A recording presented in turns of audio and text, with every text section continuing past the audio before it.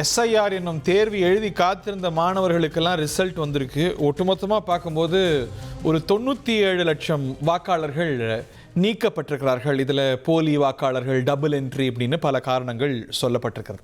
234 தொகுதிகளுக்குமான இந்த வரைவு பட்டியல் வந்தாலும் கூட சென்னையில் அதிகபட்சமாக 14,25,018 வாக்காளர்கள் நீக்கப்பட்டிருக்கிறாங்க. இதில் பல காரணங்கள் சொல்லப்பட்டிருக்கு. முதலமைச்சர், துணை முதலமைச்சர் எல்லா தொகுதியிலையும் நீக்கப்பட்டிருக்கிறத நம்ம பார்க்கின்றோம். இதை பார்க்கும்பொழுது கட்சிகளோட நிலைப்பாடுகள் நமக்கு தெரியும். திமுக, இந்தியா கூட்டணி கட்சிகள்லாம் இதை ஒரு ஸ்கெப்டிசிசத்தோட பார்க்க, இது இதில் ரொம்ப கவனமாக அணுகணும், இதில் உள்நோக்கம் இருக்குது அப்படின்னு பார்க்க, அனைத்து இந்திய அண்ணா திராவிட முன்னேற்ற கழகம் போலி வாக்காளர்களெல்லாம் நீக்கியிருக்கிறாங்க, மற்றவங்களெல்லாமும் சேர்க்க வாய்ப்பு இருக்கிறது அப்படின்னு அவங்க கருத்து சொல்லியிருக்கிறாங்க. இது ஒரு பேசு பொருளாக கடந்த ஒரு மாதத்துக்கும் மேலாக தமிழ்நாட்டு அரசியலை நிறைத்திருக்க ஒரு முக்கியமான கட்டத்தை இது அடைந்திருக்கு. இவ்வளோ பெரிய தொகை நீக்கப்பட்டிருக்கே அப்படின்னு ஒரு பக்கம் இருக்கு. இதை சேர்க்கறதுக்கு இன்னொருக்கான அப்பீலுக்கான வாய்ப்பெல்லாம் இருக்குது அப்படிங்கிறதும் சுட்டி காட்டுறாங்க. எஸ்ஐஆரால் நீக்கப்பட்ட 97 லட்சம் வாக்காளர்கள் தமிழக தேர்தலில் என்ன தாக்கத்தை ஏற்படுத்தும் என்பதுதான் தலைப்பு. நம்முடைய விவாதிக்க விருந்தினர்கள் வந்திருக்கிறார்கள். அரங்கத்தில் நம்முடைய இணையக்கூடிய திரு இனியன் ராபர்ட் அவர்களை நிகழ்ச்சிக்கு அன்போடு வரவேற்கின்றோம். காங்கிரஸ் கட்சியின் சார்பாக திரு இனியன் இணைகிறார். அதே போல நம்மோடு இணையக்கூடிய திரு டால்ஃபின் ஸ்ரீதர் அவர்களை நிகழ்ச்சிக்கு அன்போடு வரவேற்கின்றோம். 97 லட்சம் வாக்காளர்களை சாப்பிட்டு எப்படி ஏப்பம் விட்டு உட்காந்துருக்கிறாரு பாருங்க, என்னன்னு கேட்போம் அவர்கிட்ட. திரு பொங்கலூர் மணிகண்டன் கொக்கரிச்சு சிரிக்கிறாரு. அவரும் இதுக்கு கூட்டு சதின்னு நினைக்கிறேன். அவரையும் நிகழ்ச்சிக்கு அன்போடு வரவேற்கின்றோம். திரு மதுரை பாலா பாருங்க உருன்னு இருக்கிறாரு திமுகவின் சார்பாக. அவர் தான் கோபமாக இருக்கிறாரு. அந்த கோபத்துக்கான காரணத்தையும் கேட்போம். என்ன சார் இப்படி 1 கோடி பேரை சாப்பிட்டுருக்குறீங்க? அதாவது வழக்கமாக 65 விழுக்காடு அதுக்கு மேலெல்லாம் பதிவே ஆகாது இல்லையா? வழக்கமான ரெகுலரான நடைமுறையில் 65, 67 அதுதான் ரொம்ப அதிகமாக பதிவான. நீங்களே 10 நிற்கிட்டீங்க. ஆனால் நீங்கள் இடைத்தேர்தல் வச்சுக்கோங்க, ஈரோடு இடைத்தேர்தல், அப்போ 85% வரைக்கும் போகும். அப்போ என்ன உண்மையான நிலவரம்னா கிட்டத்தட்ட 15% எப்பயுமே ஒரு டூப்ளிகேட்டாக ஒரு வெயிட்டாகவே அது இல்லவே இல்லை. நான் குறிப்பாக வேளச்சேரி தொகுதியினுடைய BLA 1 அந்த பொறுப்பில் இருக்கேன். எங்கள் 261 பூத்துக்கும் இருக்கிற BLA 2 இருக்காங்க. எங்களுடைய அங்கீகரிக்கப்பட்ட கட்சிகளுடைய முகவர் இருக்காங்க. ஒவ்வொரு முகவரும் நான் நேரடியாக போய் பார்த்துருக்கேன். இந்த ஒரு மாத காலத்தில் நடந்த நிகழ்ச்சியில் பை அண்ட் லார்ஜ் என்னை பொறுத்த வரையில் இந்த எஸ்ஐஆர் ஆக்டிவிட்டீஸ் ஒரு நேர்மையான வாக்காளர் பட்டியல், ஒரு சுத்திகரிக்கப்பட்ட வாக்காளர் பட்டியல் வேணும் என்பதில் அதிகாரிகள்லேருந்து எல்லாருமே முயற்சி செஞ்சாங்க. அதில் எந்த மாற்று கருத்துமே இல்லை. ஆனால் ஒரு சில இடத்துல இதுலேயும் தவறுகள் நடந்திருக்கிறது. எங்கெல்லாம் ஆளுங்கட்சியினுடைய அதிகாரம் அதிகமாக இருக்குதோ அங்கெல்லாம் அந்த ஒரு சில BLO அதிகாரிங்க அந்த ஆளுங்கட்சியினுடைய அமைச்சருக்கோ அல்லது மாவட்ட செயலாளருக்கோ அவருடைய திமுகவினுடைய அழுத்தத்துக்கு, திமுக என்னால் பேரே சொல்ல முடியும், உதாரணத்துக்கு கள்ளக்குறிச்சி மாவட்டம் போன்ற ஒரு சில இடத்துங்களில் இன்னமும் கூட அந்த பட்டியலில் டூப்ளிகேட் இருக்கு. ஆனால் என்னை பொறுத்த வரைக்கும் சென்னையில் குறிப்பாக வேளச்சேரியில் எங்களுடைய காரியகர்த்தர்களுடைய ஓட்டே அவங்க கிராமத்தில் இருந்ததுன்னா கூட அந்த BLO அதிகாரி அவர்கிட்ட கேட்குறாரு, உங்களுடைய புகைப்படமும் நாங்கள் இன்னொரு AAL எடுத்திருக்க புகைப்படமும் உங்களுடைய அப்பா பேரும் உங்களுடைய பேரும் ஒன்றா இருக்கு, இது நீங்கள் தானா? அப்போ இந்த புகைப்படத்தில் இருக்கிற நீங்கள் சென்னையில் ஓட்டு போட போகிறீங்களா, அடையாறில் ஓட்டு போட போகிறீங்களா, அல்லது உங்கள் கிராமத்தில் ஓட்டு போட போகிறீங்களா? அப்போ எது வேணும்னு நீங்கள் நினைக்கிறீங்கன்னு, என்ன அடையாறு தான் வேணும்னு தான், அப்போ இன்னொரு பகுதியை நான் நீக்கிறேன் இன்னும் அப்படின்னு சொல்கிறாங்க. இது நேர்மையான ஒரு நடைமுறை நடக்குது. BLO பொறுத்த வரையில் அவங்க ஒரு சாதாரண ஒரு அரசு அதிகாரியாக இருந்தாலும் கூட அவங்க நேர்மையான வகையில் தான் அவங்க நடந்திருக்காங்க. நாங்கள் அதுக்காக பாராட்டுறோம். ஆனாலும் கூட துஷ்பிரயோகம் நடந்திருக்கு ஒரு சில இடத்துலன்றது நமக்கு தெரியும். திமுகவினால வேற என்ன திமுகவினுடைய அவங்க தானே சார் இது எதிர்க்கிறாங்க. எதிர்ப்பாங்க. முதலமைச்சரே என்ன சொல்றாரு? முதலமைச்சரே என்ன சொல்றாரு? இன்னும் ஒரு 20 செகண்ட்ஸ்ல பாலா சார் தான். இல்ல, முதலமைச்சரே என்ன சொன்னார் ஆரம்பத்தில்? இண்டி கூட்டணியுடைய தலைவர் ராகுல் காந்தி என்ன சொன்னார்? இங்கேருந்து மெனங்கிட்டு பீகாரில் போய் என்ன சொன்னார்? ஏன்னா அவங்களுக்கு அடிப்படை அதை பற்றி என்னன்னு புரியல.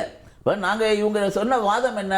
குறிப்பாக பெண்களுக்கு இருக்கிற ஓட்டு உரிமை எடுத்துருவாங்க, பட்டியல் சமுதாய மக்களுடைய ஓட்டு உரிமை எடுத்துருவாங்க, சிறுபான்மை மக்கள் பிஜேபிக்கு ஓட்டு போட மாட்டாங்க, அதனால அவங்களுடைய ஓட்டு இதெல்லாம் முதலமைச்சரே சொன்னதுதான். அதில் ரொம்ப நகைப்புக்குரியதும் கூட வேதனைக்குரியதும் கூட. ஏன்னா பீகார்லாம் இது நடந்த பிறகு இவங்க எவ்வளவோ சொன்னாங்க, 65 லட்சம் ஓட்டை காணா, அதை காணா, இதை காணான்னு. முதல் முறையாக பீகார்லையும் சரி ஜம்மு காஷ்மீர்லையும் சரி வரலாறு காணாத பதிவு வாக்குப்பதிவு. அது பீகார் எல்லாம் தூக்கி சாப்பிட்டுச்சே தமிழ்நாடு. அதுதான் சொல்றேன். 67 லட்சம், இங்க 97 லட்சமா இருக்கு. நாங்க குறிப்பாக வேளச்சேரி தண்டீஸ்வரம் பகுதியில் ஹியூஜ் நம்பர் இல்ல சார். அதுதான் ஹரி, நாங்க போய் பார்க்குறோம்.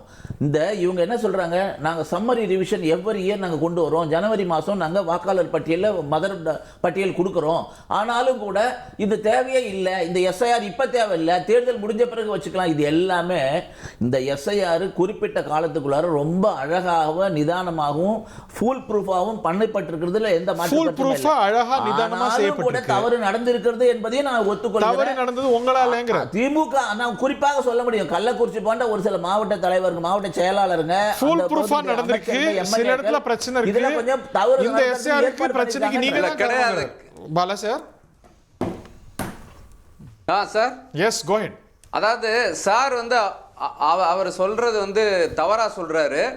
என்ன அப்படின்னா, எங்களுடைய தலைவர் ஏற்கனவே தெளிவா விளக்கம் சொல்லியிருந்தாங்க. அதாவது எஸ்ஐஆரை நாங்க அந்த வாக்காளர் திருத்தத்தை நாங்க எதிர்க்கல, அது கொண்டு வரக்கூடிய நேரம்னு இருக்கு பாருங்க. அதாவது இப்ப தேர்தல் இருக்கிறதுக்கு ஒரு 3 மாசத்துக்கு முன்னாடி இவங்க இதை அவசரமா நவம்பர் டிசம்பர்ல பண்ணக்கூடிய தேவை என்ன அப்படிங்கறதான். ஏன்னா இவங்க நார்மலா ஒரு 6 மாசத்துக்கு முன்னாடியோ 8 மாசத்துக்கு முன்னாடியோ அதை தாராளமா செஞ்சிருக்கலாம். இப்ப கொண்டு வந்ததுல என்ன குளறுபடி அப்படின்னா, இவங்க அந்த பிஎல்ஓக்கள் யாருக்குமே ஒரு முறையான ட்ரைனிங்கோ அந்த ஃபார்மை எப்படி ஃபில் பண்ணணும்ன்ற ப்ராசஸே தெரியல. எங்க தலைவர் உத்தரவிட்டு மாவட்ட செயலாளர்களுக்கெல்லாம் சொல்லி அதன் மூலமா எங்க கட்சியில BLA 2, BLC, BDA இவங்க எல்லாருமே அதுல கலந்துக்கிட்டு அந்த அப்ளிகேஷனை எப்படி ஃபில் பண்றதுன்றதே ஒரு வாரத்துக்கு யாரும் தெரியல. அப்ப நாங்க தான் அதை கைட் பண்ணி எல்லாருக்கும் எப்படி ஃபில் பண்ணணும்ன்ற அந்த வேலையவே செஞ்சது. அப்ப இவங்க எஸ்ஐஆர்ன்ற ஒரு விஷயத்தை கொண்டு வந்துட்டாங்களே தவிர அதற்கான முன் தயாரிப்புகள்னு எதுவுமே இப்படி புரிஞ்சுக்கலாமா? முன் தயாரிப்பு இல்ல, பிரச்சனை இருக்கு, நடைமுறை சிக்கல் இருக்கு. ஆனா முதல்ல சுட்டி காட்டப்பட்டது இல்ல உள்நோக்கம். இதை வச்சு வாக்க திருட போறாங்க, வாக்க அழிக்க போறாங்க, டிஸ்என்ஃபிரான்ச்சைஸ் பண்ண போறாங்க அப்படிங்கிற அது உண்மை இல்லை அப்படின்னு நீங்க களத்துல போய் புரிஞ்சுக்கிட்டீங்களா? ஏன்னா களத்துல நம்ம தான் இருந்தோம் அதிகமா. இல்ல அது உண்மை இல்ல. இல்ல களத்துல நம்ம தான் சார் இருந்தோம். நாங்க முதல் வச்ச அந்த குற்றச்சாட்டுக்கு காரணம் என்ன அப்படின்னா, தேர்தல் ஆணையத்தின் மீது நம்பகத்தன்மை இல்லாத காரணத்தினால தான் அந்த குற்றச்சாட்டு வச்சோம். ஏன் அப்படின்னு சொன்னா, அந்த குற்றச்சாட்டு இப்ப இல்ல. உச்சநீதிமன்றம் இல்ல அந்த குற்றச்சாட்டு இருக்கு, இப்ப வரைக்கும் இருக்கு. என்ன அப்படின்னா, 2023 உச்சநீதிமன்றம் 5 ஜட்ஜ் பெஞ்ச் ஒரு தீர்ப்பு கொடுக்குது. அதாவது தேர்தல் ஆணையம் ஒரு இண்டிபெண்டன்ட்டா இம்பார்ஷியலா ஃப்ரீ அண்ட் ஃபேர் எலெக்ஷன் நடத்தணும் அப்படின்னு சொன்னா, அந்த கமிட்டி யாரு, எலெக்ஷன் கமிஷனரை தேர்வு செய்யக்கூடிய கமிட்டிங்கிறது பிரைம் மினிஸ்டர் இருக்கணும், லீடர் ஆஃப் அப்போசிஷன் இருக்கணும், சீஃப் ஜஸ்டிஸ் ஆஃப் இந்தியா இருக்கணும்னு அவங்க உத்தரவு கொடுக்குறாங்க. நரேந்திர மோடி அரசு உடனே என்ன செய்யுது, அதை மீறி இவங்க ஒரு சட்டம் கொண்டு அந்த சட்டத்தில் அந்த கமிட்டியை உச்சநீதிமன்றம் கொடுத்து அந்த கமிட்டியை அப்படியே மாத்துறாங்க. என்ன செய்யறாங்க, பிரைம் மினிஸ்டர் இருப்பாரு, அதோட யூனியன் மினிஸ்டர் ஒருத்தர் இருப்பாரு, லீடர் ஆஃப் அப்போசிஷன் அப்படின்னு சொல்லி பிரைம் மினிஸ்டர் நரேந்திர மோடியும் அமித்ஷா அப்படியோ 2 பேரு யார் வேணா போட்ட தேர்தல் ஆணையரா இருக்கட்டும் சார். நான் புரிஞ்சுக்கிட்டேன், அந்த அடிப்படையில் உங்களுக்கு பிரச்சனை இருக்கு. ஆனா களத்துல அவங்களுக்கு எவ்வளவு கரங்கள் இருக்கு, அவங்களால இவ்வளவு மேனிபுலேட் பண்ற அளவுக்கு நம்ம கண்ணுல தூவி அவங்களால பண்ணிட முடியுமா? அது நீங்க இந்த எக்ஸசைஸ்க்கு அப்புறமும் அந்த கன்சர்ன்ஸ் வைக்கிறீங்களா? இல்ல அதாவது திமுகவோட கண்ணுல எல்லாம் அப்படி யாருமே இந்தியாவில மண்ணை தூர அளவுக்கு எந்த அரசியல் கட்சியாலையும் முடியாது, எந்த தேர்தல் ஆணையத்தாலையும் முடியாது. ஏன்னா எங்க தலைவர் அதனாலதான், ஏன்னா இந்தியாவிலேயே தேர்தல் ஆணையமே பாராட்டக்கூடிய வகையில நாங்க தான் 68,000 பூத்துக்கும் BLA 2க்கள் வச்சிருக்கிறோம். BLC ஒவ்வொரு 100 வாக்காளருக்கும் பூத் கமிட்டி போட்டிருக்கோம், பூத் டிஜிட்டல் ஏஜென்ட்டும் போட்டிருக்கோம். இதன் மூலமா நாங்க விழிப்போட இருந்து இப்ப பண்ணியிருக்கிறோம். இவங்க இப்ப இந்த 97 லட்சம் நாங்க இவ்வளவு விழிப்போட இருந்ததுக்கு அப்புறமும் இந்த மாதிரி ஒரு நீக்கம் நடந்திருக்கு. இதற்கான காரணங்கள், இதுல யார் யார் நீக்கப்பட்டிருக்கா, யாரு சேர்க்கப்பட்டிருக்கான்ற விஷயங்களை நம்ம அடுத்தடுத்து வரக்கூடிய நாட்கள்ல தான் இது தெரிய வரும். Very interesting. திரு பொங்கலூர் மணிகண்டன், ஏன் இவ்வளவு கொண்டாடுறீங்க நீங்க?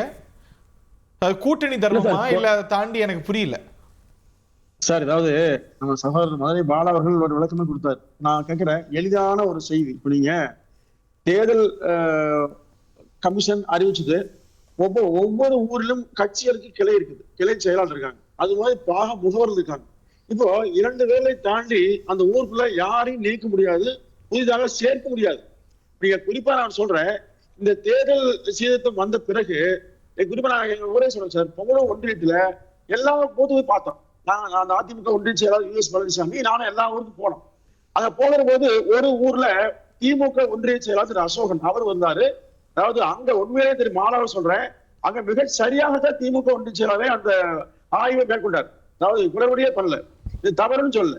அதாவது அவர் ஒரு 10 வருஷமா ஒன்றிய செயலாளர் இருக்கிறதா, இங்க யுஎஸ் பழனிசாமி 30 வருஷமா இருக்கிறதா, இவர்கள் இருவருமே தவறான வேலையை செய்யல, சரியான வேலையை பண்ணணும்னு சொன்னாங்க. அப்போ இங்க எங்கேயுமே குழப்பமே கிடையாது. இறந்தவர்கள் அல்லது இடமாற்றம் செய்தவர்கள் அல்லது 2 வாக்கு உள்ள பகுதி, இது எல்லாவற்றையுமே சரியாக நீக்க வேண்டும் என்றுதான் அந்த 2 தரப்புமே பேசினாங்க. அப்போ அப்படிங்கிற போது தவறுக்கு எந்த வாய்ப்பு இருக்குங்க? யார் தவறு செஞ்சா? அப்போ இந்த பணியை செய்வதெல்லாம் மாநில அரசு அதிகாரி தான். யாருமே நானா இல்ல டெல்லியில அதிகாரியை போட்டெல்லாம் பண்ணல. அப்போ மாநில அரசின் கட்டுப்பாட்டில் இருக்கிற அந்த அதிகாரிகள் தான் முழுக்க அந்த பணியை மேற்கொள்றாங்க. உண்மை சொன்னா ஆசிரியர் பெருமக்கள் அது மற்ற துறையில் உள்ள எல்லாருமே இது மிகச்சிறந்த வேலையை சொன்னாங்க. இல்ல இந்த ஃபார்ம் சிறப்பா இருந்தது, ஆனா எளிமையா இருந்ததா? அதுல இன்னமும் கூட பல பேரால புரிந்து கொள்ள முடியல, விளங்கி கொள்ள முடியலங்கிற கன்சர்ன்ஸ் இருக்கு. ஹரி சார், இப்ப நீங்க இது ஆரம்ப ஒரு நாள்ல அந்த மாதிரி இருந்தது உண்மைதான், மறுக்க முடியாது. ஆனால் ஒரு வாரத்துக்கு பிறகு மிக எளிதாக யாருக்குமே கஷ்டமே கிடையாதுங்க. உண்மை சொன்னா கொடுத்ததே சில வாரங்கள் தான், அதுவும் நெக் ஆஃப் தி எலெக்ஷன்ஸ்ல சேரும். இல்ல சார், ஒரு நாள்ல கஷ்டமா தெரிஞ்சதுங்க. அப்ப அதுக்கு பிறகு பயிற்சி கொடுக்கப்பட்டு மாவட்ட ஆட்சியர் முன்னிலையில அல்லது அது கீழே அதிகாரி முன்னிலையில தொடர்ச்சியாக விளக்கங்கள் கொடுக்கப்பட்டு அந்த பணி எளிதாக செய்யப்பட்டதுங்க. எந்த குழப்பமே இல்லை. எல்லா அதிகாரிகளுமே முதல்ல ஒரு நாள் குழப்பமான உண்மைதான், ஆனால் படிப்படியாக எளிதாக இந்த பயிற்சி செஞ்சாங்க. இன்னும் சொல்ல போனா வாக்களிக்க உரிமை உள்ள வாக்காளர்கள், சொந்த ஊரை சேர்ந்தவர்கள் உண்மையிலேயே விருப்பத்தோடு ஆர்வத்தோடு வரிசையில் இருந்தாங்க. என்ன குழப்பம்னாங்க, இறந்தவர்கள் இதுவரையிலும் அதிகமாக வாக்களிக்கிறதுக்காக உரிமை எல்லா ஊர்லயுமே.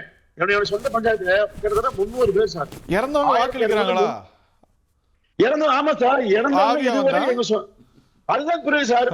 அப்போ குளத்தூர்ல 1,03,000 ஓட்டுன்னு சொன்னா இறந்த இடமாற்றமானவங்க எல்லாம் கணக்கு போட்டீங்கன்னா எப்படி வந்தது? அப்ப திமுக இதுவரையிலும் எடப்பாடி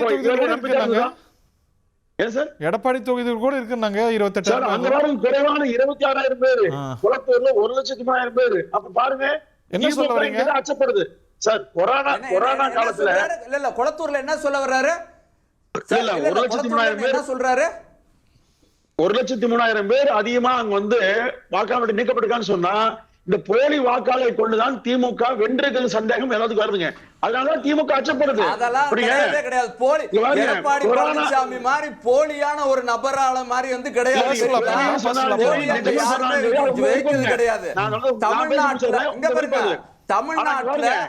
தமிழ்நாட்டுல 2019 எலெக்ஷனா இருக்கட்டும், 2021 எலெக்ஷனா இருக்கட்டும், 2024 எலெக்ஷன் கிடையவே கிடையாது. சரிங்களா? எலெக்ஷன் கமிஷனர் இங்க பாருங்க. அதனாலதான் அச்சம்ங்க. எடப்பாடி பழனிசாமி மாதிரி போலியான ஒரு மக்கள் செல்வாக்கு இல்லாம மக்களின் நம்பிக்கையால் வெற்றி பெறக்கூட முடியாத ஒருத்தர் மாதிரி நினைச்சிட்டீங்களா? இது சொல்றது தமிழ்நாட்டு மக்களை நீங்க கொச்சைப்படுத்துறீங்க.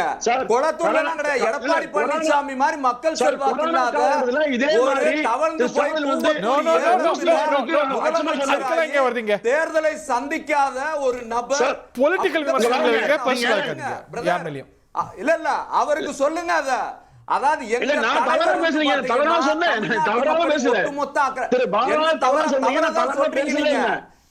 ஒரு நிமிஷம் இருங்க. சொல்றீங்க நான் முடிச்சா அடுத்து நீ பேசுங்க. குறுக்கு பேச முடியாது கிடையாது. நான் முடிச்ச சொல்லையில நீங்க பேச கூடாது. ஏதோ நானே பேசுறேன். இருங்க முதல்ல அச்சப்படாதீங்க. பதட்டம் உங்களுக்கு எஸ்ஐஆர் சொன்னாலும் சரி, சார்னு சொன்னது நீ பயப்படுறதே இருக்கலாம். காரணம் என்ன, கொரோனா காலத்துல ஊசி போடுற கூட முதலமைச்சர் வேண்டாம்னு சொன்னார். அவரே ஏற்றுக்கொண்டார். அதே மாதிரிதான் கேம்பெயின் பண்ணாரு. வேக்சின் போட சொல்லி கேம்பெயின் பண்ணாரு. என்னன்னு பேசுங்க. வீடியோல வந்திருந்தார். தவறான கருத்தை இங்க எஸ்ஐஆர் பத்தி பேசுங்க. கொரோனாக்கெல்லாம் அங்க இருங்க. கொரோனா இப்ப எடப்பாடி பழனிசாமி ஓடி போய் வீட்டுக்குள்ள ஒளிஞ்சுக்கிட்டாரு. எங்க போய் தவறான வார்த்தைகளை இல்ல ரெண்டு தரப்புலயுமே கவனமா வார்த்தைகள் பொங்கலூர் மணிகண்டன் சார், நான் தவறா பேசவே இல்ல. பேசுங்க. நான் டாபிக்குள்ள பாலா, பேசுங்க. தயவு செஞ்சு கேளுங்க. நான் பேசுறது கேளுங்க. அதாவது கேட்டு பேசுங்க. எனக்கு கேட்டு பேசுங்க. கேட்காம பேசுங்க. நான் ஒண்ணு பண்றேன். ஏங்க, நான் என்ன உங்க மேடைக்கு முன்னாடி உட்கார்ந்திருக்கேன் நினைச்சிட்டு இருக்கீங்களா? நீங்க பேசுறது நானும் வேலை நான் பேச பதில் பேசுறீங்க. இல்ல இப்போ இதுக்கு ஒரு தீர்வு வச்சிருவோம். நீங்க முத சப்ஜெக்டே பேச தெரியல உங்களுக்கு. இல்ல அதெல்லாம் நம்ம ஜட்ஜ் பண்ண வேண்டாம். பிரச்சனைங்கிற விவாதத்தையே நீங்க பேச தெரியாம சம்பந்தம்லாம் பேசிட்டு இருக்கீங்க. ஓகே ஓகே நான் பண்றேன். அச்சப்படுறார், ஸ்டாலின் பயப்படுறாங்க. உண்மை 1 லட்சம் வாக்காளர் சொன்னா போலிகளை கொண்டுதான் திமுக இதுவரை ஆட்சிக்கு வந்து சார். பொங்கலூர் எடப்பாடி மாதிரி ஒரு போலியை தமிழ்நாடு பார்த்ததுனாலதான் எடப்பாடியை தொடர்ந்து தமிழ்நாட்டுல புறக்கணிச்சு தோற்கடிச்சு கூவத்தூர்ல டேபிளுக்கு கீழே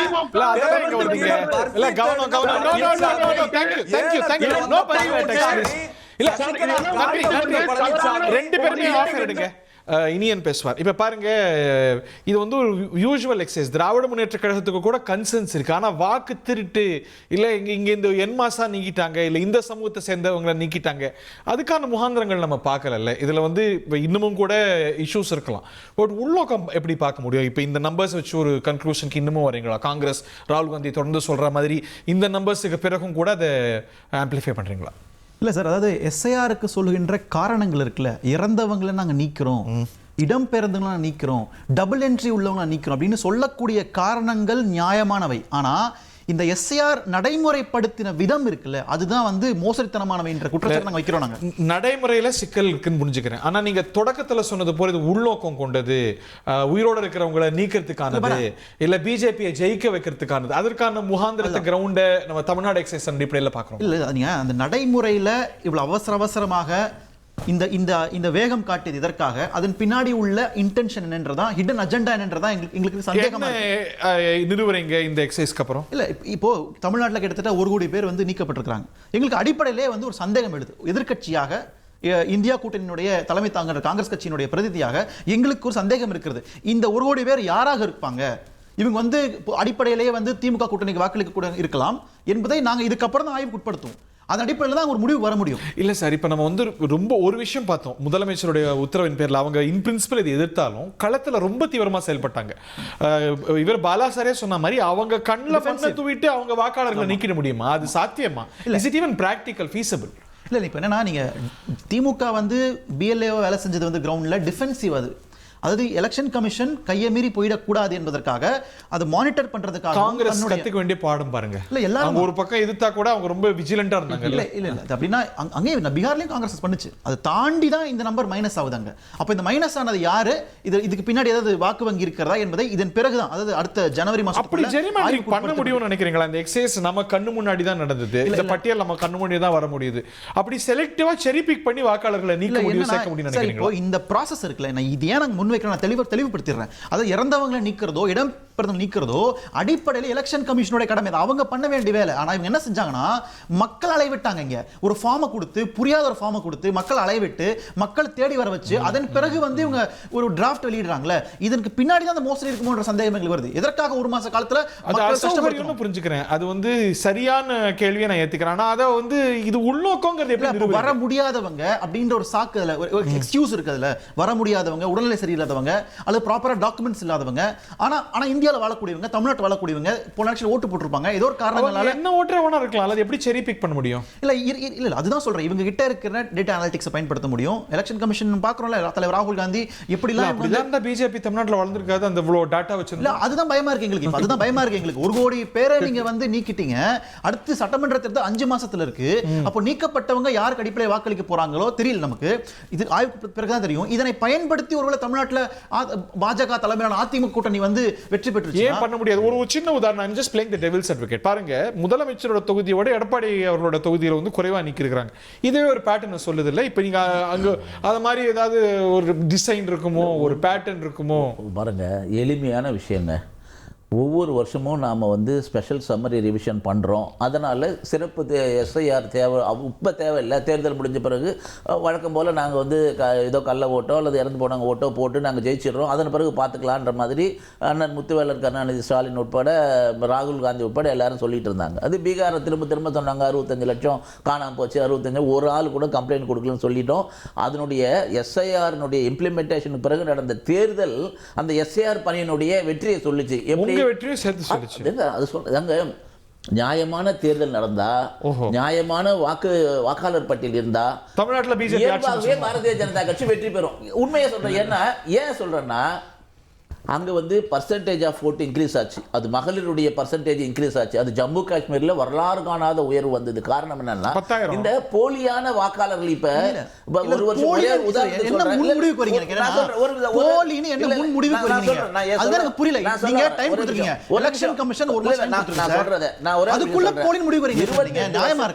28 வருஷத்துக்கு முன்னாடி இறந்து போன ஒரு மூதாட்டி, அவங்களுடைய பேரு 2024 பட்டியல் வரைக்கும் தொடர்ந்து வந்து இருக்கு. இது யாருடைய தவறு? இப்ப எஸ்ஐஆர் எதுக்காக வேணும்? எக்ஸெப்ஷன்ஸ் இது. நான் என்ன சொல்றேன், எலெக்ஷன் கமிஷன் டைம் கொடுத்திருக்கு. எலெக்ஷன் கமிஷனே ஒரு மாசம் டைம் கொடுத்திருக்கு. நீங்க இது டிராஃப்ட் பட்டியல்னு சொல்றாங்க. அதுக்குள்ள போலிங் சட்டத்திலே டயலாக் என்ன சொல்றோம்? ஒரு நிரபராதி தண்டிப்படக்கூடாது. கரெக்ட். அதே தான் சொல்றேன். இதே மாதிரி தான் ஜனநாயகத்தினுடைய உரிமை ஒவ்வொருவருக்கும் ஒரு ஜென்யூன் ஓட்டர் தண்டிக்கப்படுறாங்கல்ல. ஜென்யூன் ஓட்டர் யாரு? 97 லட்சம் பேர்ல எவ்வளவு ஜென்யூன் ஓட்டர்ஸ் இருக்கு? உங்களுக்கு வந்து இன்னும் ஒரு மாசத்துக்கு வாய்ப்பு இருக்கு. அதோட இல்ல, மறுபடியும் பிப்ரவரி மாதம் 17ஆம் தேதி வந்த பிறகு இல்ல, இது வந்து இந்த burden is on the voter கிடையாது. இப்ப ஒரே ஒரு விஷயம், இந்த இந்த பிஎல்ஓ இருக்காங்க இல்லையா, இந்த கடந்த 20-40 நாள்ல முதல்ல 4ஆம் தேதி வரைக்கும், அப்புறம் ஒரு 10 நாள் நம்ம சுகுமார் சென் காலத்துல இருந்து மக்கள் அதிகமா இதுல ப்ராசஸ்ல எங்கேஜ் பண்ணதா நம்ம பாக்குறோம். ஆனா இப்ப என்ன பண்றோம் அப்படின்னா, ஏதோ ஃபார்ம் ஃபில் பண்ண சொல்றாங்க. எதுக்கு பல பேர் ஒதுங்கணும்? பல ஓட்டர்கள் இதுல இருந்து விடுபடுறாங்க. தொடர்ந்து இப்ப நம்ம வந்து கொரோனா ஊசி உட்பட சொன்னும்போது ஆரம்பத்தில் உடனே அண்ணன் திருமாவளவன்ல இருந்து எல்லாரும் என்ன சொன்னாங்கன்னா, இது ஏன் பிரதமர் முதல்ல போட்டுக்கல, இது ஏன் வெளிநாட்டுல இது நம்பகத்தன்மையானதா, அப்படியெல்லாம் இவங்களுக்கு எது அதாவது பாரத பிரதமர் மோடி எதை கொண்டு வந்தாலும் முதல்ல அது வந்து இல்ல அது எல்லாமே ஒண்ணுதான். அதாவது எல்லாமே வந்து டூல் கிட் தான். இவங்களுடைய டூல் கிட்னா அது எல்லாரும் செஞ்சிருக்கோம் சார். இந்த இவிஎம் மிஷின்ல முதல்ல எதிர்த்த கட்சி பாஜக சார். இல்லங்க, ஆரம்பத்துல நாங்க கூட புரியாம கூட எதிர்த்திருக்கலாம். நாங்க சொல்றோம் இப்ப இவிஎம் இருக்குது, டேம்பர் ப்ரூஃப், பண்ணிருக்க முடியாத வாய்ப்பே இல்லைன்னு சொல்றோம். வாய்ப்பு கொடுத்தா எலெக்ஷன் கமிஷனர் இதே ராகுல் காந்தி போயிட்டு யாராவது ஒரு இன்ஜினியரை கூட்டு போயிட்டு அதை எதுவுமே முடியாது. அது அவங்களால வந்து எல்லாமே போலியான ஒரு கோரிக்கை. இதுல என்ன சொல்றோம், நாங்க என்ன சொல்றோம், இந்த பிஎல்ஓ 3 தடவை வீட்டுக்கு போய் பாக்குறாங்க. அப்படியே அவங்க இல்லவே இல்லைன்னு சொன்னா கூட அவங்களுக்கு மறுபடியும் 10 நாள் சென்டர்ல வந்து உட்காந்துக்கிட்டு நீங்க வாங்கன்னு அறிவிப்பு கொடுக்குறாங்க. இவ்வளவு விளம்பரம் பண்றாங்க. இதுக்கும் பிறகு நாங்களும் போய் பார்க்கிறோம், எங்க பிஎல்ஏ 2 போய் பார்க்கிறோம். திமுக காரங்களும் பிஎல்ஏ 2 வந்திருக்காங்க, களத்துல இருக்காங்க, நாங்களும் இருக்கிறோம். அப்படி பார்த்து சல்லடையாக சலிச்ச பிறகு கூட யாராவது ஒருத்தவங்க 2 பேர் வெளிநாட்டுல போயோ வெளியூர்ல போயோ 6 மாசமா இருந்து திடீர்னு வந்தா கூட அவர்களுக்கு வாய்ப்பு கொடுக்கிறோம். எது வரைக்கும் வாய்ப்புன்னா, இந்த ஃபைனல் லிஸ்ட் பிப்ரவரி மாசம் வருது இல்ல, அதன் பிறகு கூட அவங்க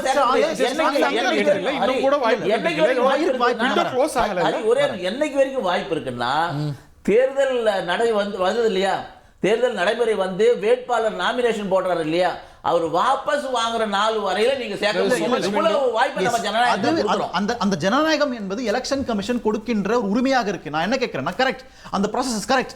அதற்குள்ள போலி வாக்காளர்கள் 97 லட்சம் என்ன முன்முடிவுக்கு நீங்க வந்தீங்கன்னு தான் கேக்குறேன். அவங்க தொடர்ந்து அவங்க வந்து நாளைக்கு அதுல ஒரு 10 லட்சம் பேர், நாளைக்கு ஒரு 10 லட்சம் பேர் போய் திருப்பி ஃபார்ம் 6 கொடுத்து திருப்பி என்ரோல் ஆயிட்டாங்க எலெக்ஷன் கமிஷன். நீங்க சொன்ன வார்த்தை வாபஸ் வாங்கிப்பீங்களா? இல்ல, நாங்க போலி வாக்காளர்ன்ற வார்த்தை வாபஸ் வாங்கிப்பீங்களா? ஒரு உதாரணத்துக்கு சொல்றேன். பீகார்ல என்ன சொன்னாங்க, பீகார்ல எத்தனை பர்சன்டேஜ் முஸ்லீம் இருக்காங்க தெரியுமா? 15% வச்சுக்கோங்க, பேர் மினிமம் 15%. 7.5 கோடி வாக்காளர்ல 15% எவ்வளவு? கிட்டத்தட்ட 1.5 கோடி பேர். இவங்க என்ன கிளைம் பண்ணாங்க, இஸ்லாமியர் வாக்குகள்லாம் நீக்கிட்டாங்க, இஸ்லாமியர் பிஜேபி ஓட்டு யாருங்க நீக்கினாங்க? ஒட்டு மொத்தமா ஒவைசினுடைய ரிக்வெஸ்ட் கேட்ட பிறகு கூட எவ்வளவு பேர் தெரியுமா கண்டுபிடிக்க முடிஞ்சது அவங்களால? 900 பேர் சொன்னாங்க. அந்த 900 பேர்ல 600 பேரை தேர்தல் ஆணையம் ஏத்துக்கிச்சு, அவ்வளவுதான். 1.5 கோடி இஸ்லாமியர்கள்ல 900 பேர் சொல்லி அதுல 600 பேர் ஏத்துக்கிட்டாங்க. அதனால இது வந்து ஒரு தேர்தல் ஆணையம் வெளிப்படைத்தன்மையோட ஒரு நியாயமான, அழகான, சுத்திகரிக்கப்பட்ட உண்மையான வாக்காளர் பட்டியல் வேணும்ன்றதுக்காக நடைமுறை இது. இது 5 வருஷத்துக்கு ஒரு தடவை கூட பண்ண வேண்டிய விஷயம். ஆனா இது தொடர்ந்து 20 வருஷமா பண்ணாததுனால இப்ப பண்ணக்கூடாது. கேள்விக்குள்ளாவது நான் திமுக செய்தி தொடர்பாளர்கிட்ட இருந்து ஆரம்பிக்கணும்னு நினைக்கிறேன். போலி வாக்காளர்களை வச்சு ஆட்சி பிடிக்க நினைக்கிறீங்க, பிடிச்சீங்கிறது அதிமுக வைக்கக்கூடிய விமர்சனம். அதை எப்படி நீங்க சப்ஸ்டான்ஷியேட் பண்ணி விளக்குவீங்க, பதிலடி கொடுப்பீங்க? இல்லை, அதாவது போலி வாக்காளர் வச்சு அப்படிங்கிற அந்த குற்றச்சாட்டுங்கிறது வந்து பார்த்தோன்னா அவர் அதை எஸ்ஐஆரை வந்து ஏதோ ஒரு வகையில் வந்து டிஃபெண்ட் பண்ணணுன்றதுக்காக அவர் வைக்கிற அந்த குற்றச்சாட்டு. ஏன்னு கேட்டால் நம்ம இங்கே வந்து இது வரைக்கும் 2019 நாடாளுமன்ற தேர்தலாகட்டும், 21 சட்டமன்ற தேர்தலாகட்டும், 24 நாடாளுமன்ற தேர்தல்னு இப்படி தொடர்ச்சியாக தமிழ்நாட்டு மக்களுடைய நம்பிக்கையை பெற்ற இன்னைக்கு தமிழ்நாட்டில் எங்கள் தலைவர் அளவுக்கு யாருமே இல்லைன்ற சொல்லக்கூடிய வகையில் நாங்கள் வந்து பார்த்தோன்னா மக்களுடைய நம்பிக்கையை பெற்றிருக்கிறார். இந்த குற்றச்சாட்டுங்கிறது போலி வாக்காளர் அப்படிங்கிறது வந்து பார்த்தீங்கன்னா அவங்களுக்கு கீழே தான் தேர்தல் ஆணையம் இருக்கு. எங்கள் தலைவர் சொன்னது மாதிரி தேர்தல் நடக்கும்போது என்னதான் அதிகாரிகள் வந்து மாநில அரசு கட்டுப்பாட்டில் இருந்தவங்களா இருந்தாலும் தேர்தல் முடிவு எல்லாமே வர ஆரம்பிக்கும் தேர்தல் ஆணையத்தோட கட்டுப்பாட்டுக்கு தான் அவங்க வருவாங்க. அதனால அவங்க தான் அதை வந்து கண்ட்ரோல் பண்ணுவாங்க அப்படின்னு சொல்லியிருக்கிறாங்க. இல்ல இல்ல இல்ல நம்ம கண்ட்ரோல்ல தான் இருக்காங்க. எலெக்ஷன் வர்றப்ப தானே நீங்க சொல்றீங்க அந்த ஓட்டு வாங்குறதுன்னு சொல்றது போலி இதுன்னு சொல்றீங்க. அதாவது போலி எலெக்ஷன் வர்றப்ப தானே அவங்க சொல்றாங்க. பட்டியல் அதுக்கு முன்னாடியே ஃபைனலைஸ் ஆகுது. பட்டியல் முன்னாடி தான் இருக்கு. இல்ல பட்டியல் முன்னாடி தான் இருக்கு.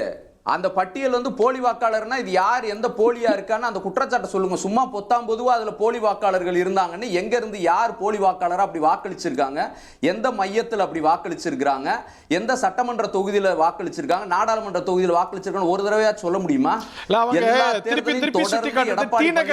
தலைமை பொறுப்புக்கு வந்த இப்ப வரைக்கும் எவ்வளவு லட்சம் சொல்லுவீங்க? அப்படி ஒரே பூத்துல 150 பேர் ஒரே பூத்துல ஒரு முகவரியில 150 சொல்றாரு. டி நகர்ல ஒரு பூத்துல ஏதோ ஒரு முகவரியில 150 பேராம் சார். இங்க பாருங்களேன், அது வந்து பாத்தீங்கன்னா தவறான குற்றச்சாட்டு. ஏதோ ஒரு பூத்துல ஒரு தப்பு இருக்குன்னு சொன்னீங்கன்னா இங்க 68,000 பூத் இருக்கு. நீங்க சொல்றதுங்கிறது எங்கேயோ ஒரு இடத்துல அப்படின்னு சொல்லி இருந்துச்சுன்னா அதை வந்து நீங்க அந்த குற்றச்சாட்டு முறையா அணுகுமுறையோட போய் BLA 2ல போய் எல்லா ஊர்லயுமே அதாவது இந்த தேர்தல்ல ஜெயிக்க முடியல. 97 லட்சம் வாக்காளர்கள் ஏன் தமிழ் வாக்காளர்களை நீக்க வேண்டும் என்று ஒவ்வொரு மாவட்டத்திலும் ஒவ்வொரு தேர்தல் அதிகாரிக்கும் வந்து மனு கொடுக்கப்பட்டது. இறந்தவர் எண்ணிக்கை இவ்வளவு என்று சொல்லி தொகுதி வாரியாக அதிமுக சார்பிலேயே மனு கொடுத்தாங்க. ஆனா நீக்கவே இல்லை. இப்ப SIR வந்தவர் தான் நீக்கப்படுது. அப்ப எதை ஏத்துக்கீங்க? அப்ப இறந்தவங்க ஓட்டு போட சொன்னா இல்ல இறந்தவங்க யாருமே வாக்களிக்கல. எங்க இறந்தவங்க ஓட்டு போட்டாங்க? இறந்தவங்க எல்லாம் அப்படி ஓட்டு போடவே கிடையாது. இப்ப ஆர்கே நகர்ல இந்த குற்றச்சாட்டு உங்க ஆட்சியில இருந்தது. ஆர்கே நகர்ல இருந்தது. சோ இத நம்ம எல்லாரும் ஆர்கே நகர்ல அவங்க ஆட்சியில இருந்தது இந்த குற்றச்சாட்டு. சரி, எந்த ஆட்சியும் தவறுதான். எந்த ஆட்சி அது எப்படி நீங்க பெயிண்ட் பண்றீங்க இத வச்சு ஆட்சிக்கு வராங்கன்னு? இல்ல அது வேண்டாம். அது இப்போ இவ்வளவு ஆண்டுகளுக்கு பிறகு SIR வந்த பிறகுதான் இந்த மாற்றம் வருது. அத வரவேற்கிறோம். நம்மளும் ஏத்துக்கலையே, வேண்டாம் சொல்லியே. இல்ல அதுக்கு நீங்க ஒரு உள்நோக்க பரஸ்பரம் கற்பிக்கிறீங்களே, அதான் நான் கேள்வி கேட்கிறேன் ரெண்டு பேருமே. ஜனநாயகத்துல உண்மையான வாக்காளர்கள் வாக்களிக்க வேண்டும். அதுதான் ஏற்றுக்கொள்ளக்கூடிய விஷயம் சொல்ல முடியும். இறந்தவர்களை இடமாறியவர்களை இது காணாம போனவங்க எல்லாம் வந்து சேர்த்துறது அபத்தமான விஷயம்.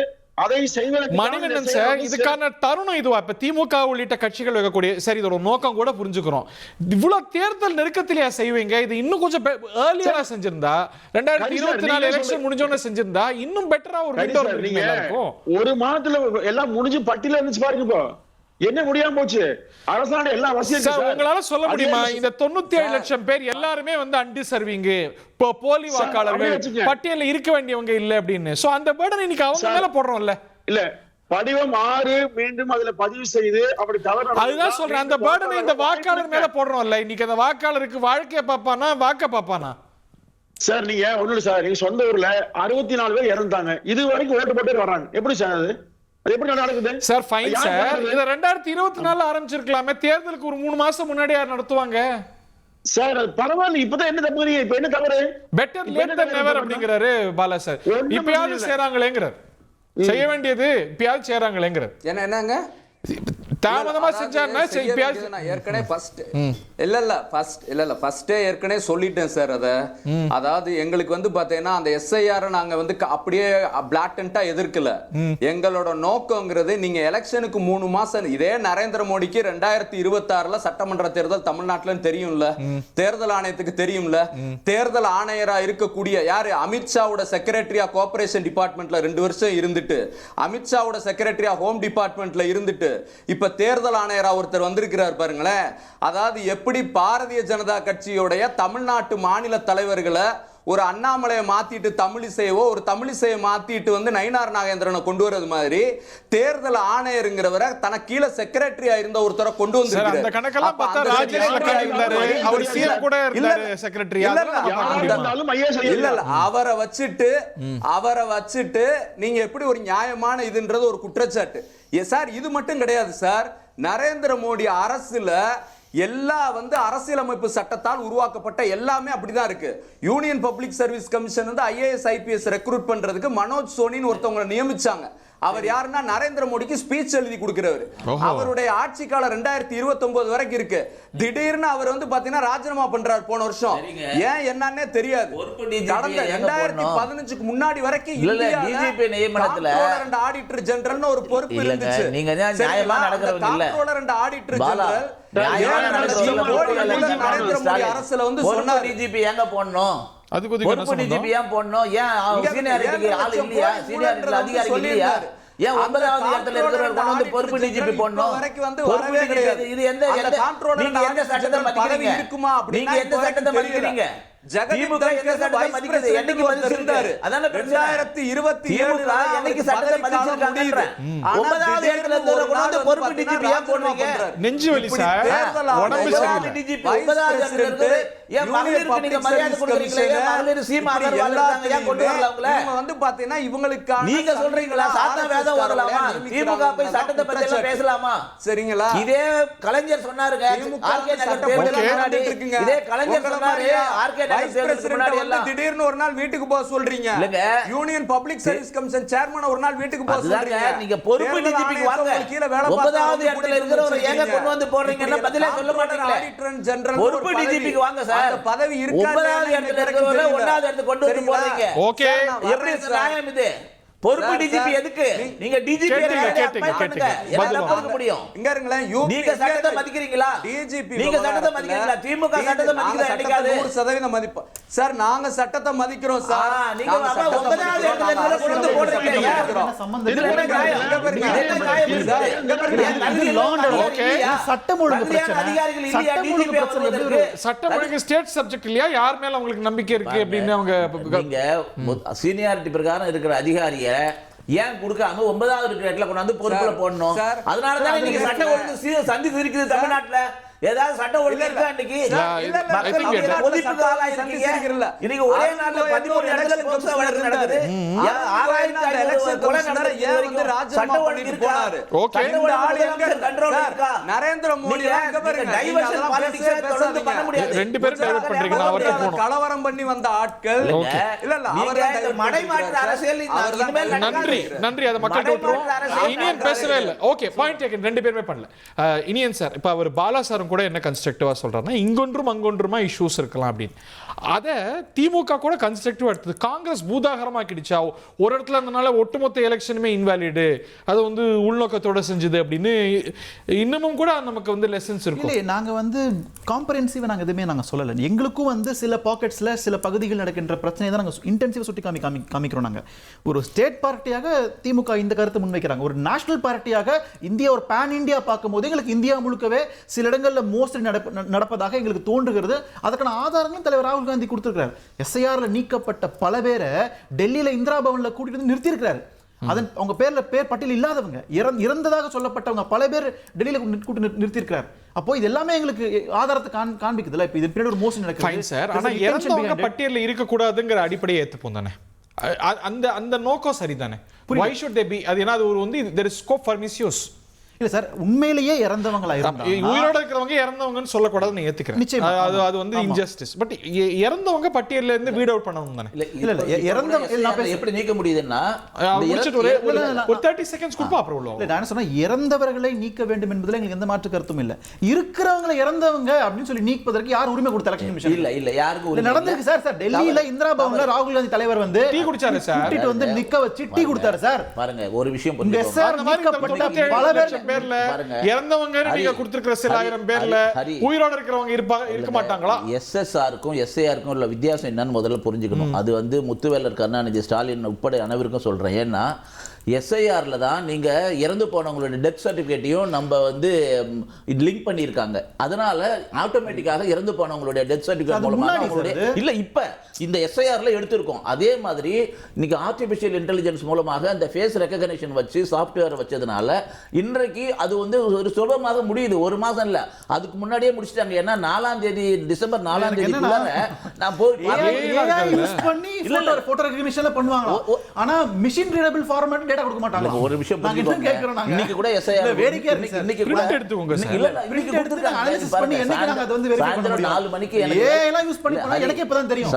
நிஜமா எனக்கு தெரியாது. 4 மணிக்கு வேலைச்சேரி தொகுதியினுடைய இது ஆன்லைன்ல வந்த பிறகு அடுத்த 15வது நிமிஷம் நாங்க டவுன்லோட் அண்ணனுக்கு வேலைச்சேரி தொகுதி பார்சல் ஒரு இடைவேளைக்கு அப்புறம் ஒரு விஷயம் பாத்துக்கோங்க. ஒரே ஒரு விஷயம், இன்னைக்கு டெக்னாலஜி வளர்ந்து இருக்குது. இன்னைக்கு ஏஐ ல இருந்து எல்லா டெக்னாலஜி வளர்ந்து இருக்குதுனால சார் ஏஐ பயன்படுத்திருக்காங்க எலெக்ஷன் கமிஷன் கேக்குறதுக்கு. டெக்னாலஜியை பயன்படுத்தி நம்ம இத இல்ல சார், இது இவ்வளவு அவர் கேக்குற கேள்வி சொஃபிஸ்டிகேட் அதனால டிஜிட்டலா கொடுக்க மாட்டோம். ஆனா பிரிண்ட் அவுட்டா இவ்வளவு ரூம் கணக்குல கொடுப்போம் அப்படினா எனக்கு புரியல. எடிட்டர் ஃபார்மட்ல கொடுக்க முடியாது. கொடுக்க முடியாது. ஏஐ யூஸ் பண்ணீங்கன்னா யாரால எடிட் பண்ண முடியும்ன்றதனால தான் அது கொடுக்க முடியுது. அதோட பிரைவசி போக கூடாதுன்றதனால தான் தவிர இதுல எந்த புகைப்படம், உங்களுடைய தொலைபேசி எண், உங்களுடைய அட்ரஸ் எல்லாத்தோட நீங்க டவுன்லோட் பண்ண முடியும். இருக்கு. இல்ல நான் வந்து 3 பாயிண்ட்ல உறுதியா நிக்கிறேன். 3 கன்சர்ன்ஸ் இருக்குன்னு சொன்னீங்க. என்ன இல்லை சார், என்ன விஷயம்னா முதல்ல இங்கே போலி வாக்காளர்கள்னு என்ன முன் முடிவுக்கு வராங்கன்றதை தெளிவுபடுத்தணும். ரெண்டாவது வந்து இறந்தவங்களை உண்மையிலேயே வந்து நீக்கலாம். ஆனால் இறந்ததாக சொல்லப்பட்டு நீக்கப்படுறாங்களே அதை நாங்கள் நிச்சயமாக வந்து அப்பீலுக்கான ஸ்பேஸ் இருக்கே. அப்படி இருந்ததுன்னா அந்த ப்ராசஸ்க்கான வாய்ப்பு இருக்கே. இல்லை அது பண்ணலாம். அது அதுலேயும் வர முடியாமல் போகிறவங்க இருக்காங்களா, அதுக்கு பின்னாடி ஒரு ஹிடன் அஜெண்டா இருக்குன்றதை நாங்கள் சந்தேகப்படுறோம், சஸ்பெக்ட் பண்ணுறோம் நாங்கள். இது ரெண்டாவது. மூன்றாவது இவர் சொல்லக்கூடிய பல விஷயம். What kind of hidden agenda? இல்லை அதுதான் சொல்கிறீங்க. அதாவது எதிர்கட்சிக்கு வாக்களிக்கக்கூடியவங்க எப்படி அதை மேப் பண்ண முடியும்? ஒரு சஸ்பெக்ஷன் தான் சார் இதில். இப்போ நீங்க பீகார்ல ஒரு 67 லட்சம் வாக்காளர் நீக்கப்படுறாங்க. அதோட இம்பாக்ட் என்ன ஆகுதுன்னா கிரவுண்ட் லெவல்ல தமிழ்நாட்டுல பாப்போமே. இன்னைக்கு ஒரு சேப்பாக்கம் திருவல்லிக்கேணியிலயோ இல்ல கொளத்தூர்லயோ ஒரு திமுக முகவரை தாண்டி இந்த டெலிஷனை ஒரு பாஜகவோட கன்வென்ஷனல் எலெக்ஷன் கமிஷன் செய்ய முடியும். தமிழ்நாட்டுல இங்க உங்களுக்கு திமுகவோட பிஎல்ஏ ஸ்ட்ரக்சர் வந்து ரொம்ப ஸ்ட்ராங்கா. எக்ஸாக்ட்லி. அதை தாண்டி அவங்க கண்ணில் மண்டு விட்டு செஞ்சிட முடியுமா? அந்த டெலிஷனை செய்ய முடியுமா? இல்லை இப்போ எங்களுக்கு பிஜேபியோடைய இந்த எலெக்ஷன் ஓட்டிங் சிஸ்டம் மேல ஒரு பெரிய சந்தேகம் இருக்கு. பின்னாடி அதாவது இன் ஃப்ரண்ட் ஆஃப் பூத் இல்ல, பிஹைண்ட் த பூத் ஒரு ப்ராசஸ் இருக்குல்ல, அதுல எனக்கு சந்தேகம் இருக்குதுல. அதான் தலைவர் ராகுல் காந்தி பலமுறை சுட்டி காமிச்சார். அதுல இங்க போலிங்ல பிரச்சனை இல்லை, போலிங்க்கு பிறகு நடக்கின்ற ஒரு ப்ராசஸ் இருக்குல்ல, அதுல தான் வந்து ஏதோ ஒரு இன்புட் நடப்பதாக சந்தேகம் எழுதிங்க. அப்போ இங்க அதே ஆனால் வட இந்தியாவில் பார்த்தீங்கன்னா காங்கிரஸ்க்கு இப்போ பீகார்ல வந்து பெரிய அளவில் ஒரு பிஎல்ஏ ஸ்ட்ரக்சர் கிடையாதுங்க. அப்போ அங்க மோசடி செய்வது இன்னும் எளிதாக போதாங்க. அப்போ அதனுடைய விளைவு தான் வந்து அங்க பிஜேபி ஒரு சூப்பர் மெஜாரிட்டியில வந்து வராங்க. தமிழ்நாட்டில் செய்ய முடியும்னு நினைக்கிறீங்களா? இல்லை, தமிழ்நாட்டில் செய்யலாம் என்று ஒரு கேர்ஃபுல்லாக பார்க்கணும். ஒரு அச்சம் இருக்க தான் செய்யும். அச்சம் இல்லாமல் எலெக்ஷன் பார்த்துடக்கூடாதுன்றதை நான் வந்து சொல்கிறேன். நான் ஏன்னா வந்து இங்கே எப்படி வேணா பாஜக தமிழ்நாட்டுக்குள்ள கால் ஊன்றுவதற்கு வெற்றி பெறுவதற்கு எந்த முயற்சி எடுப்பாங்க. அப்போ எஸ்ஐஆர் ஒரு ஆயுதமா இருக்கலாம். நிச்சயமா SIR one of the tool. அங்கே பல டூல்ஸ் இருக்கு, அதில் SIR one of the tool பயன்படுத்துறதுக்கு வாய்ப்புகள் இருக்குன்னு நினைக்கிறேன். அதாவது எஸ்ஐஆரோட கூட்டணி வச்சிருக்கீங்களா? மெகா கூட்டணியில அதுவும் எலெக்ஷன் கமிஷன் கூட எஸ்ஐஆர் எனக்கு என்னன்னா சார் எலெக்ஷன் கமிஷனோட ஸ்போக்ஸ் பர்சன் ஏன் பிஜேபி காரங்க பேசுறாங்க எனக்கு புரியல. எனக்கு இல்ல இதுல முதலமைச்சர் முதல்ல எல்லாருமே பயந்ததுக்கு காரணம் என்ன தெரியுங்களா? இந்த ஆசிரியர்கள் அரசு ஊழியர்கள் தான் இதை செய்ய போறாங்க.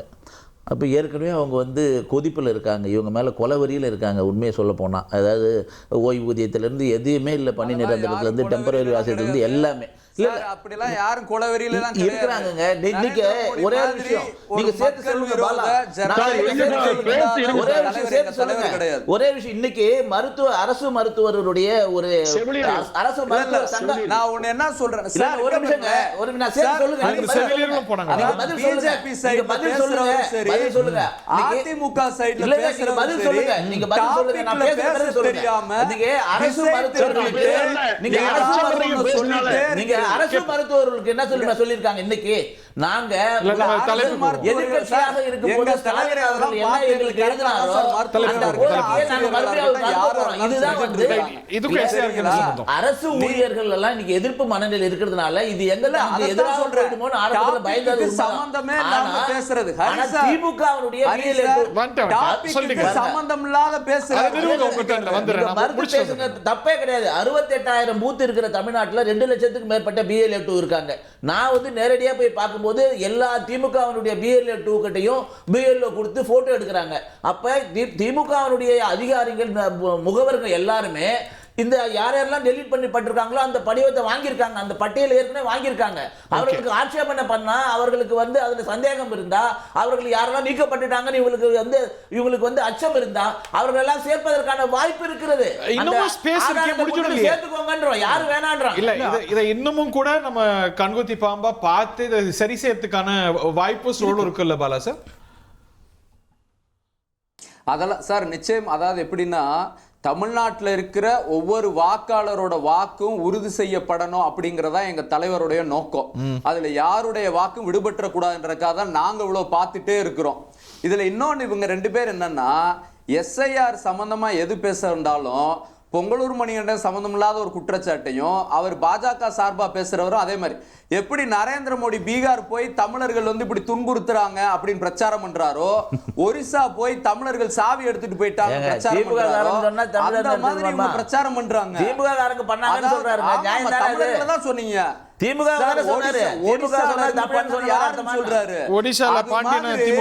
நரேந்திர மோடி மாதிரி எப்பயுமே பிரச்சனையை விட்டுட்டு சம்பந்தம் இல்லாத பேசுறதா நீங்க தான் பேசுறீங்க. விவசாயிகள் பிரச்சனைனா நரேந்திர மோடி கோரிக்கை செவிசாய்க்க மாட்டாரு. இங்க இப்ப வந்து எம்என் ரீகா யாரு, மகாத்மா காந்தி பேரை எடுக்க வேண்டிய அவசியம் என்ன? அந்த மாதிரி எல்லாத்துலயும் திசை திருப்புற அரசியலை மட்டுமே செஞ்சுட்டு இருக்காங்க. இங்கேயும் பாஜக கார அதேதான் டாபிக்க விட்டுட்டு எல்லாமே சொம்படிக்கிறது மாதிரி. இல்ல பொங்கலூர் மணிகண்டன் வந்து பாத்தீங்கன்னா அவருக்கு முட்டு கொடுக்கிற வேலையை பாக்குறாரு. பேசிடக்கூடாது, அவங்களுக்கு இடைஞ்சல் கொடுத்துடக்கூடாது, இந்த வேலையை தான் சரிங்களா? பாருங்க, அதுக்காக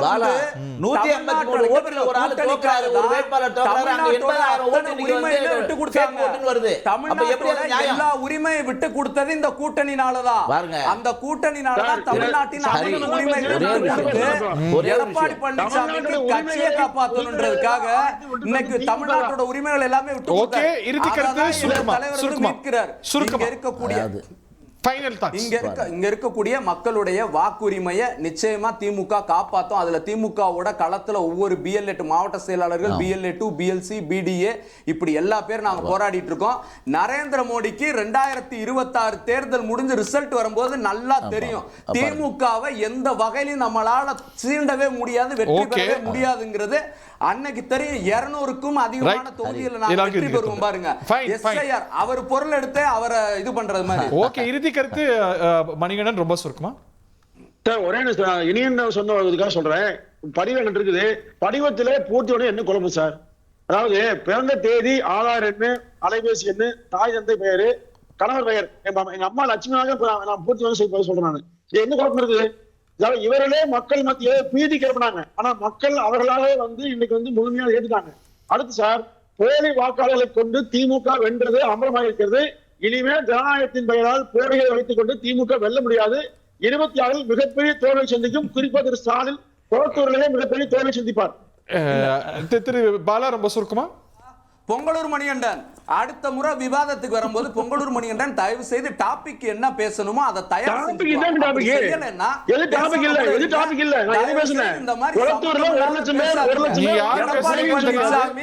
மோடி வேடிக்கை பார்க்கிற மாதிரி வேடிக்கை பார்க்காதீங்க. நன்றி. பாருங்க கிளாஸ் நன்றி பாருங்க. கள்ள ஓட்டு போடலைன்னா திமுக ஜெயிக்க முடியாதுன்ற பயமும் பதட்டமும் இப்பயே தெரியுது. அது முதலமைச்சர்ல இருந்து தொடங்கி எல்லார் பேர்லயும் அது தெரியுது. ஆகினால மீண்டும் திமுக ஆட்சிக்கு வருவது என்பது இதோட முடிஞ்சு பொங்கலூர் மணிகண்டன் சொன்னதுக்கு பாயிண்ட் பதில் சொல்லி ஆகணும். சாமானிய மக்கள்கிட்ட போய் யாரா கேட்க சொல்லுங்க தயவு செஞ்சவர். இந்த எஸ்ஐஆர் ஃபார்ம் எவ்வளவு காம்ப்ளிகேட்டா இருந்ததுன்றத எல்லாரும் அழுதுகிட்டு இருந்தாங்க ஒவ்வொரு ஆபீஸ் வாசல்லையுமே. இவர் ஈஸியா வந்து ஃபார்மை காமிச்சு எவ்வளவு எளிதா இருக்குன்னு இந்த ஷோல சொல்றாரு. அவர் புட்சாலியா இருக்கும், அவர் ஸ்மார்ட்டா மேபி இருக்கலாம். ஆனா சாமானிய மக்கள் எவ்வளவு கஷ்டப்பட்டாங்கன்றது வெளியில போனதா அவர் தெரியும். வெளியில போகாம இருந்திருப்பாரு கடந்த 6 மாசம் அவர். இன்னொரு என்னன்னா, என்ன முன்முடிவுக்கு வராங்க, எங்களுக்கு எலெக்ஷன் கமிஷன் டைம் கொடுத்திருக்கிறது.